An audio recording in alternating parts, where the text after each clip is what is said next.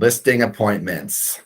They are super exciting. They are nerve-wracking, but that is how we make money, and that is a huge part of our business. The early agents are going to start out being buyer heavy. That's just the nature of the business, but your buyers become sellers. And I've told so many brokers that as they've worked under, in, and around my firm, buyers become sellers. So 3 to 5, 7 years down the road, after your guy buys a 2-bedroom condo or 1-bedroom condo, they want to sell it and move upsize. You get to go on a listing appointment. And this is how I have prepared and fine-tuned my process of the listing presentation and the entire appointment. I've done hundreds of listing presentations. Some of them are with friends slash family. Most of them are with clients and people that I've either never met before, new clients, or repeat clients. I treat them all the same. Everything is professional. Everything is a process. You have to go in and understand that this is the seller's most valuable asset. They have a ton of pride, a ton of memories, and a ton of just a lot going on in that house, right? It's hard for them to let go. So when I go into this process, it is the same thing for everybody. Obviously, we tweak it a little bit. The inquiry comes in. You immediately send a thank you email responding to them and letting them know that you've received their inquiry. You're going to put together a comprehensive response and have that to them within 24 hours or end of business. In the training, it outlines exactly how to prepare a CMA. I'm not going to dive into that. You have to dig into the training and understand all of the minutia about the CMA, what the video process looks like, and the net proceeds worksheet. They're amazing. The reason I did all of that was to make my process super efficient. I was getting inquiries every single week, multiple a day. I want to sell my house, Matt. I want to sell my house. I couldn't go and meet every single person that had unrealistic expectations. And that's why I created this process. I would have an inquiry and they'd be like, "Hey, I want to sell 123 Main Street." Great, no problem. I get to their house. I tell them it's worth 300. They're like, "Oh my gosh, we thought it was worth 400. That's what Zillow or Redfin." And I was like, "No, we break down the comps." So ultimately that was a waste of my time meeting with them. I still want to keep them engaged. So what I did on the front end, sorry, late admit, what I did on the front end was I would prepare a very transparent listing presentation that would give these sellers a comparative market analysis, a net proceeds worksheet, and a big picture of what their property was worth. This is the first step in my listing presentation. You would send that email out, and the email template's in our listing presentation in the training, and it outlines all of our details and the pricing and the general range of what their house is going to sell at. And it takes the sticker shock away from these people, whether you meet them or not. The next step in the process is your net proceeds worksheet. That worksheet also in the training, all about transparency, gives your sellers an idea, one, of what the house is worth, what your commission is going to be, what the transfer stamps are be in that local area, their mortgages in there, and it gives them a net proceeds number. Again, total transparency. I've learned that you walk into a listing presentation and people are blown away that you're giving them all this information. Nobody was doing this, okay? Nobody was doing this back in the day. So having the seller trust you is number one. You are building a relationship with these people. What I bring to the listing presentation is pretty simple. I'm not a big bells and whistle projecting a presentation about all my accolades and all the homes sold. I go there to build a relationship and present general information and talk about my listing process. I bring my Mark Allen Realty folder. We have those in the office. It has the comp set, net proceeds worksheet, my bio, and the company bio. Honestly, I rarely open them. First thing I do, obviously get to the house, shake off the jitters, because this could be the first time you're meeting somebody and it is you can get anxious. Ring the doorbell, greet the people, shake their hand. They're going to have a little awkwardness as well. They may have been interviewing other brokers, but I always take the charge. They're going to say, "Hey, thanks for coming. Obviously, thanks for having me." I love to start this process by a home tour. It's going to get me a little bit of a understanding of the home's layout, your decor, any updates you've made. lead the way. I love starting at the top and working our way down. So they'll be like, great, that's a great idea. What owner doesn't love showing their home? So again, you're building a relationship. They're giving you a tour of their home that they love, have a lot of emotional attachment to. It's a great icebreaker. While you're touring the home, make some comments, ask them, if they updated this bathroom. You've obviously looked at pictures from when they bought it. So you're going to have that relevancy and that relationship to the house and understand what they might have done. Take personal note of any personal things that they are into: snowboarding, hiking, travel, sports. Photos that they have up are going to tell the story and will come into play later in my presentation. Once you're done with the home tour, obviously, you can compliment them as you go through. That's obvious, but let them guide the way. Once you're back on the main floor, or if it's a single space, whatever, you find a comfortable place to sit. If they suggest a place, great. If not, hunker down at a table or a comfortable place and start the presentation and start talking about that. If they offer you something to drink, always accept it, even if it's a glass of tap water. It gives them the idea that you are now their guest, you are now being hosted by them, and it's, again, a really nice relationship builder if they have that connection to you. You can start by discussing your experience in general, as well as the area. Make sure you know the area comps. There's nothing more embarrassing than when you're talking about a listing of people's homes and you're discussing sales in the area and they're like, oh, did you see our neighbor's home 2 doors down that's for sale? And you didn't. Please go in prepared. Study the inventory. Do your research not only on that home, but on the current market conditions. It's really important. This is a huge asset of theirs. They're going to have tons of information and probably a few questions for you when you are done presenting. So when I go in, I always talk about my listing process, and I definitely am guiding this meeting. You have to, right? You don't want to sit there and say, hey, what do you have any questions for me? You want to go in, let them know your process. My process was always very direct. I would sit with the seller and talk about personal things. What do you guys do for work? What's the motivation to sell? Where's your next step? Then go into, here's how I attack listing a home. My goal is to have this home as show ready as humanly possible. I don't expect sellers to update kitchens and bathrooms, but I do want to put a lot of lipstick on this pig, make sure that it is super show ready. We have one opportunity to make a first impression, and that is with our photos. So if we can't get buyers attracted to this home on photos, we're not going to get people in the door. I always offered a free staging consultation for all of my sellers. It has proven to be extremely beneficial. It is a great hook for sellers to understand what a home should look like. It takes a little weight off your shoulders. Again, I was doing a lot of listing presentations and a lot of listings. So for me to do that personal staging consultation myself, I just didn't have the time or bandwidth. I partnered with a staging company. If you feel like you can manage that process, great. It is hard because you're sort of playing bad cop and you want to keep the good cop nature with that client. So I always positioned it as, hey, staging consultation, people are going to come through. It's at my cost. They're going to give you a room by room description, detailed, oriented outline of how to get this home ready down to the closets. It's amazing. I can send everybody a sample of that if you're interested. After the staging consultation, we move towards professional photos and floor plans. We are adamant about this. Do not take pictures from your iPhone. You are going to be competing against other brokers. You want to put your best foot forward with both clients and prospective clients walking in the door. Professional photos are everywhere. Floor plans are easy to do. I am a strong believer in that. We do recommend handyman and painters as referrals. These things are in all of our training and tools and resources. Use them. Get your clients to make their home as presentable as possible. I was not a huge fan of the virtual walkthrough, like the 360 tours.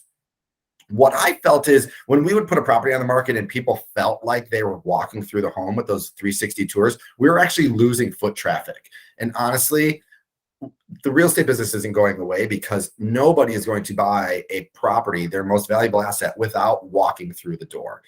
I get it. People may buy a car without ever driving it. It's a car. No one's buying a home without walking through the door. Sight unseen deals are few and far between. Getting the buyer in the door really tells a story. I've had so many buyers of mine come through and say, hey, Matt, we toured this house at an open house. We didn't think we were going to love it, but once we walked it, we were sold. Can we get in and see it? Yeah, that's why we do open houses. That's why we have great photos. That's why I don't do virtual walkthroughs, because I really feel like they're giving this buyer a virtual opportunity to walk it and they won't walk it personally. Common questions we get from sellers that you definitely should be ready for. They want to talk about commission. We do suggest you start at 6% commission on the sales side and break it down, whether you're offering 2.5% to the co-op, 3% to the co-op.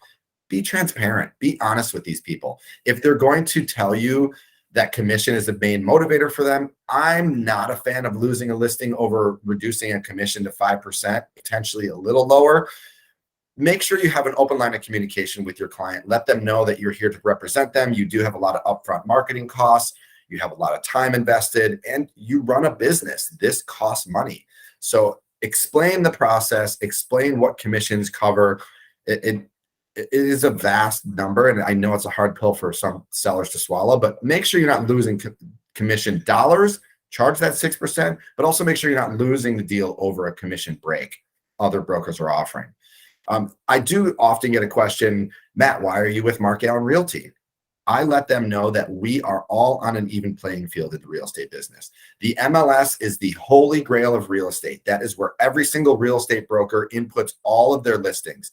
People want to understand my business. They don't know it. They don't know the hierarchy of brokerages. They're there to meet you and have you represent them. So explain the process. The MLS is the holy grail. That gets all the data. It then syndicates to all the secondary, tertiary real estate related websites, Redfin, Trulia, Zillow. All of those sites are going to grab every brokerage's website or every brokerage's listing. If I ever thought I was not in a competitive marketplace by running Mark Allen Realty, I would have moved. We have all the tools and then some to make sure their home is sold at the best possible price. What we do love about this is being agile. We're a boutique firm. We can represent these clients better than anybody else.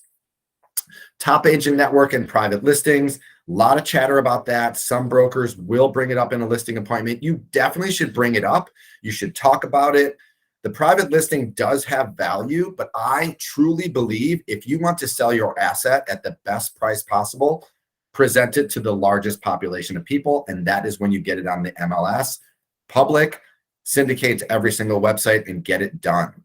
Make sure that the clients understand you know what that means and what they know what that means. Because some agents are going to go in there and pitch, hey, we should put this on the private network, and make sure you combat that and educate them on that process. You can use some analogies.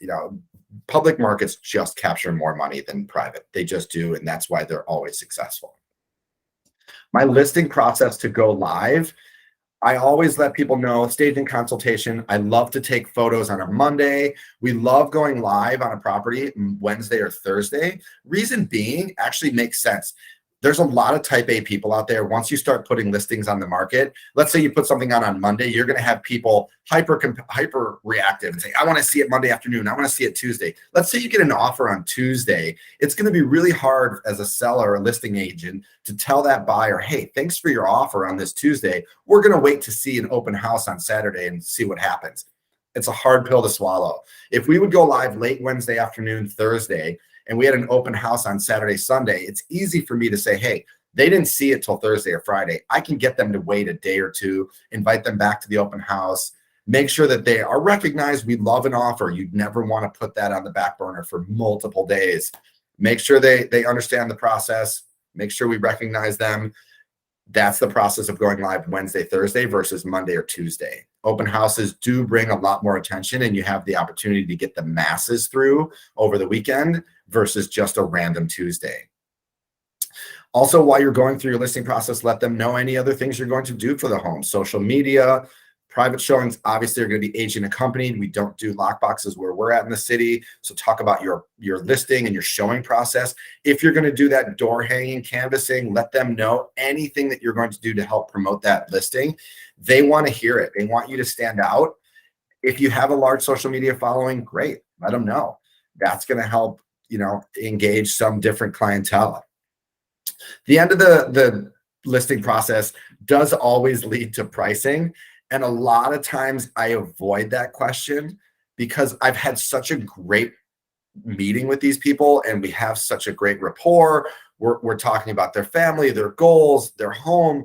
As soon as you start talking about pricing, you can get yourself into a hole if you're at a point of contention and they think their house is worth 500, but it's really worth 400, 450.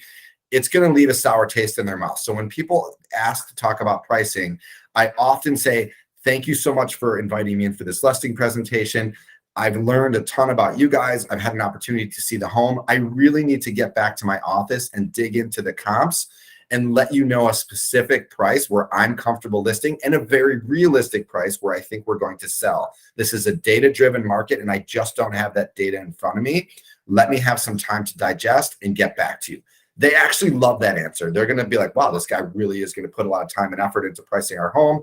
It sets it on the back burner. Now, if this is a very easy comp house, it's something that maybe isn't a complex or a really relevant or sorry, very obvious two bath comp, maybe something next door, you can talk about pricing. Okay. I don't never talk about it, but if it's something that's a little more obscure and it's a little harder to price, don't be shy.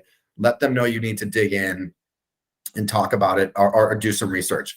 I do love the question asking the seller what they think their house is worth. It's going to give you a good range and it's going to give you a comfort level going back to them.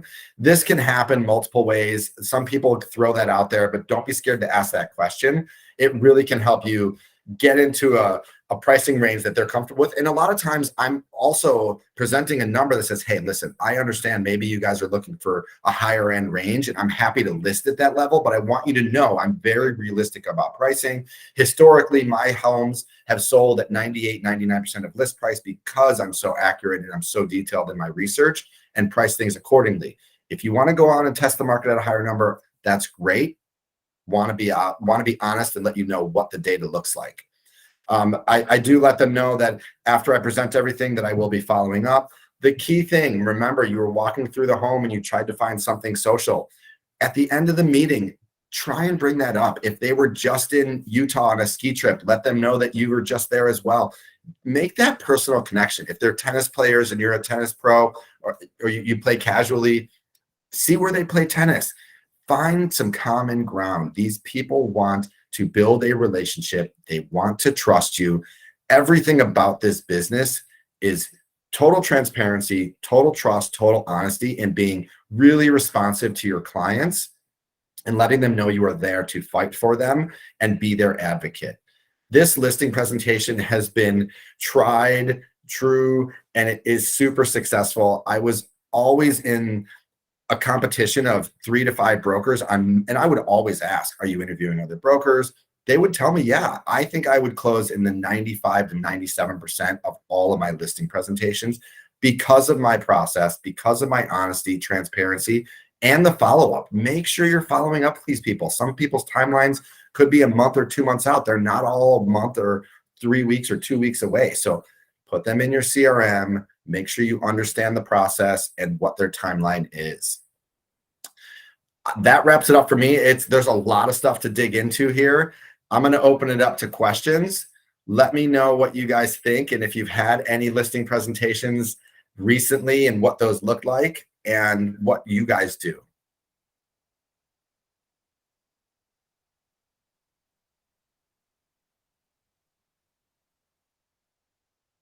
Okay, well, I hope you get a lot of listing presentations because honestly, it is the bread and butter of this business. And I know they can be intimidating. If you guys have follow-up questions or you want to present or suggest something for next week, fire away on private message. And I really appreciate you guys joining me. Sorry I missed last week, and I'll see you next week. Oh, thanks, guys. Hey, Hey, how Imani. are you? Good. I have a quick question for you. What do you typically use? Like the brokerage that I came from, everybody has a little bit different software or systems that they use. Everybody doesn't always go through like the Emerald Cloud. What do you do for your presentations? Like what do you use? Are you talking about in the person's home or on the listing presentation that I send out? On the the listing presentation that you either send out or that you present in person when you go for the Yeah, I listing don't appointment? present homes in person. I don't talk about pricing. I don't usually talk about comparables. And if I do, it's MRED Cloud, and I use that a summarized version. I don't print all the supplemental, kitchen bathroom photos. Keep it Mm. condensed, keep it clean. You can talk about pricing on a video call. I do. If you look at our listing presentation in the training, you'll see homes that are relevant and help the seller understand what pricing looks like in their area. So you're avoiding all of those difficult conversations in person, because again, in person, you want to build the relationship, you want to build the trust, and you want to build the rapport. But CMA is the best way to do it. MRED is the best tool out there. Mhm. When you go on your listing presentation, what do you leave with them? I leave, like I said, I leave the CMA Cloud, the net proceeds worksheet, my bio, and the company bio. That's it. Okay. Most of it's Okay. digital. Yeah, it's a Market and Realty folder that has all of that information on there. Because you're right, some people do want hard copies. Some people don't love all the tech and they don't want to fumble through emails again and again. So I print it out and leave it with them. Absolutely. Okay. Thanks. Great. Thanks, guys, for joining. Appreciate it. And I will see you all next week. See you then. Thanks.